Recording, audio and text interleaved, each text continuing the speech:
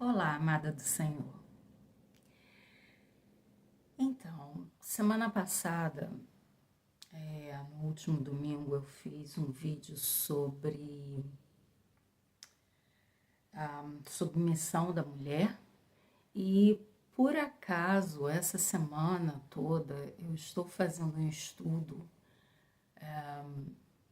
sobre restauração de casamento, do casamento, como uma instituição. Eu achei muita coincidência. Então, por isso eu estou trazendo um segundo vídeo sobre esse assunto, mas dessa vez eu gostaria de falar, de compartilhar com você sobre o que a mulher cristã faz quando ela se converte e o marido não. Será que a mulher tem que se submeter? Bem, vamos ver o que a Bíblia diz. Mas antes de mais nada, eu quero só lembrar você que nós cristãos estamos ainda no mundo com uma missão, que é a missão de evangelizar, de fazer Cristo conhecido.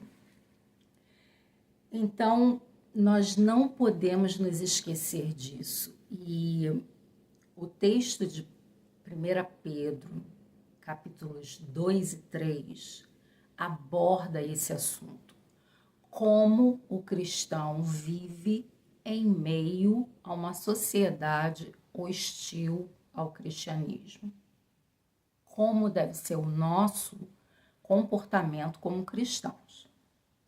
Então, no capítulo 3, ele começa falando para a mulher. Mas antes de começar de falar sobre isso, eu quero apontar 3 coisas que a Bíblia não manda a mulher que se converte fazer. Primeira coisa, a Bíblia não manda a mulher que se converte e o marido ainda é não convertido, não cristão, a Bíblia não manda separar do marido. Só que Paulo, lá em Coríntios, diz que se o homem deixar a mulher, porque ela se converteu, então você não deve lutar contra isso. Por um motivo muito simples. Você não sabe se esse seu cônjuge vai ou não se converter. E Deus quer que nós vivamos em paz, não em guerra uns com os outros. Então, se o marido, quiser se separar porque a mulher se converteu, deixa ele ir. Mas, se ele quiser continuar casado, que ele fique. Porque é a mulher, é o cônjuge cristão que vai santificar o casamento. As bênçãos do Senhor atingem nós cristãos e espirram um pouco sobre aqueles que estão ao nosso redor, mesmo que eles não sejam cristãos. Lembra da história de José na casa de Potifar? Depois leia. Outra coisa que a Bíblia não manda a mulher fazer é ficar pregando para o marido. Tem mulheres que gostam de fazer isso. E aí elas colocam aqueles versículos bíblicos embaixo da cerveja, ou no travesseiro, ou um folheto, deixa ali para o marido ver. Não, não é isso que a Bíblia manda. Pede para o pastor ir na casa dela para pregar para o marido. Não é isso que a Bíblia manda a mulher fazer. A terceira coisa, a Bíblia também não manda a mulher lutar pelos seus direitos. porque agora, né, mulher cristã, então, mulher tem que lutar pelos seus direitos, não pode ser assim.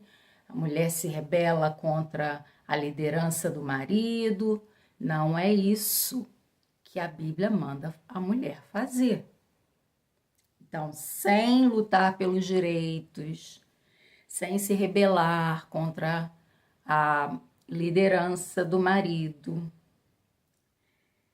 a mulher tem as suas obrigações no casamento, assim como o homem tem. Cada um tem o seu papel e nós devemos respeitar aquilo que Deus ordenou, aquilo que Deus colocou para as nossas vidas. Então, aí você diz, mas como é que vai ser isso? Meu marido não é cristão. Como é isso? Então, vamos lá. As 3 coisas que a Bíblia nos manda fazer. E você pode ler isso em 1 Pedro, capítulo 3. Logo no versículo 1, Pedro começa. Semelhantemente. E eu quero destacar essa palavra porque ela é muito importante. Por quê? Porque todo mundo fala mal da submissão da mulher ao homem. Só que a Bíblia é clara. Essa questão da submissão não é só no casamento, não é só nessa relação homem-mulher. A submissão abrange toda a vida cristã. Então, essa palavra aqui, semelhantemente, significa da mesma forma do que o quê? Aí você tem que ir lá no capítulo 2 e ler o capítulo 2, porque Pedro está explicando lá no capítulo 2. Então, da mesma forma que o cristão deve se sujeitar às autoridades instituídas no seu país, quer seja presidente, governador, no meu caso aqui, primeiro-ministro, o que for. O governo do país cristão deve se sujeitar dessa mesma forma. O servo deve se sujeitar ao seu patrão, né? No nosso caso, hoje em dia, não é mais escravo, o trabalhador deve se sujeitar no ambiente de trabalho. E da mesma forma, a mulher se sujeita ao marido, ao seu próprio marido, não a outro, mas ao seu próprio marido, ok? E aí, para que isso? Para que, ainda no versículo 1, para que pelo procedimento, pelo comportamento dessa mulher cristã, o marido não crente seja ganho sem ela ficar pregando para ele. Ou seja, sem palavras. Não é que ele não vai ouvir, ele vai crer, vai se converter sem a palavra do evangelho.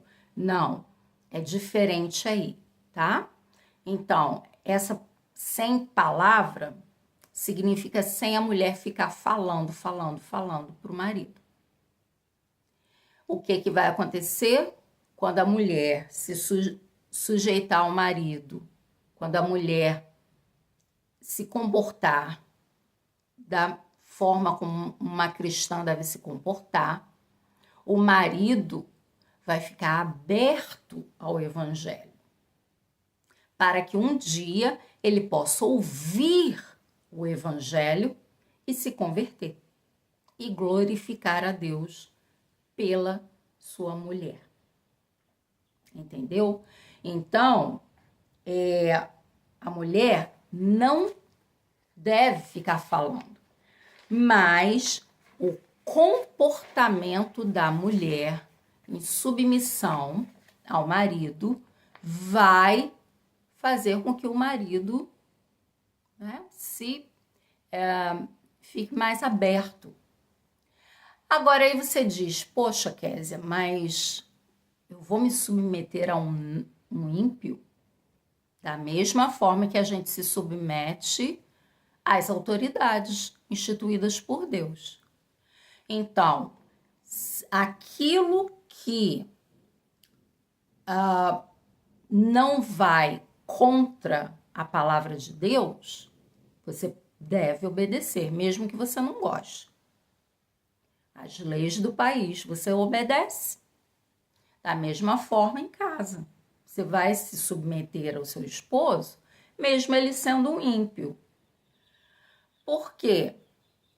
A única vez que você deve desobedecer, quer seja ao seu presidente, ao seu governador, ou que seja, ou ao seu marido, é quando eles falarem te mandarem fazer uma coisa que a Bíblia proíbe, ou quando eles te proibirem fazer uma coisa que a Bíblia te manda fazer. A segunda coisa que a mulher deve fazer é ser fiel. Versículo 2. Vida casta significa conduta irrepreensível. Então, no caso, a mulher deve ser fiel a Deus e ao marido. Ser pura, ser respeitosa, demonstrando respeito ao marido. É esse o comportamento que deve ser da mulher que se converte, mesmo com o marido não cristão. A terceira coisa é a modéstia, dos versículos 3 ao 6. Nesses versículos, Pedro descreve a mulher que é humilde, sóbria, decente, inclusive na sua maneira de vestir. Pedro não quer dizer que espiritualidade significa desleixo. Não é para a mulher ser desleixada. Não é para a mulher parar de se cuidar. Mas o foco da mulher cristã, assim como do homem cristão, é o interior, é a beleza interior. Marcada, você pode ver nos versículos, marcada por um espírito manso e quieto. Isso não só cativa o coração do homem, do marido, como alegra o coração de Deus. É precioso aos olhos do Senhor. Então, é assim que deve ser o nosso comportamento. E principalmente se a mulher é cristã e casada com um homem não cristão. Isso se torna ainda mais importante. Então, a mulher deve sim se vestir bem, com sobriedade, com decência, mas preocupada com o seu espírito mais do que tudo. No versículo 4, a expressão homem encoberto no coração é o mesmo que Paulo diz sobre o homem interior. Significa o seu eu, o seu espírito, o seu interior, seu eu lá dentro. Então, é dessa forma que a mulher deve se comportar para que, através do seu testemunho, o seu marido seja ganho sem palavras, né? E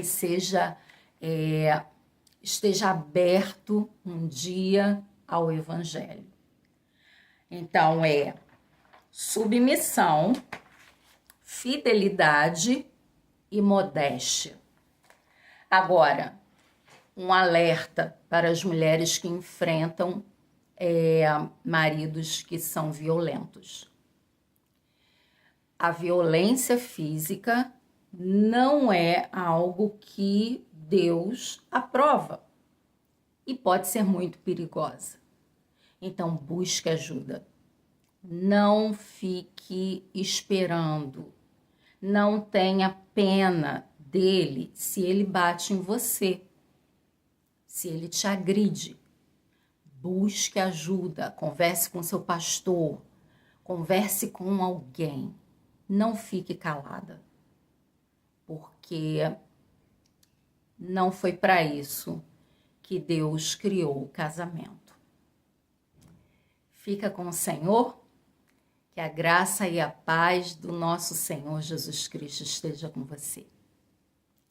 Tchau!